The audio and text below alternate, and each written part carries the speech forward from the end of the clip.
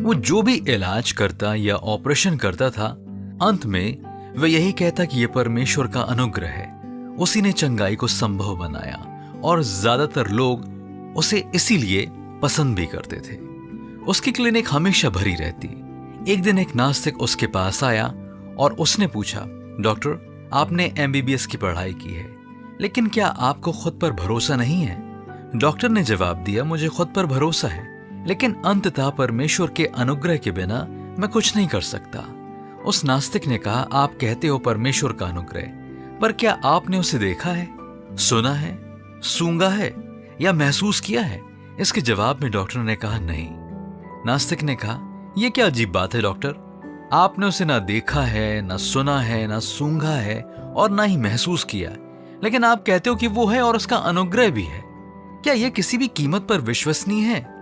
इससे पहले कि डॉक्टर जवाब दे पाता, अटेंडर ने आकर बताया कि मरीज बढ़ गए हैं। डॉक्टर ने अपनी बातचीत को वहीं रोका और उस नास्तिक से कहा कि हम कभी फिर मिलेंगे इस विषय पर बातें करने के लिए।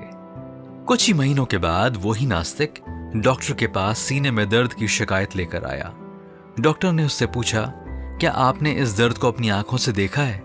नास्तिक ने कहा, नहीं।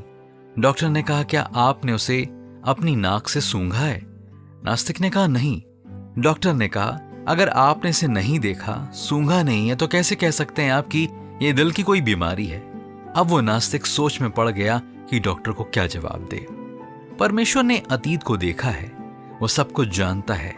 हम ऐसे सवाल नहीं पूछ सकते कि हमने उसे देखा है, सूंघा है, सुना है या महसूस किया है या नहीं, क्योंकि हमें उसे जानना है, उसके बारे में अवगत होना है, अपने पूरे होश में, और हमारे दिलों में उसकी उपस्थिति को महसूस करना है। हाँ मित्रों, यूहन्ना 4 अध्याय 24वीं आयत में परमेश्वर आत्मा है और अवश्य है कि उसकी आराधना करने वाले आत्मा और सच्चाई से उसकी आराधना करें।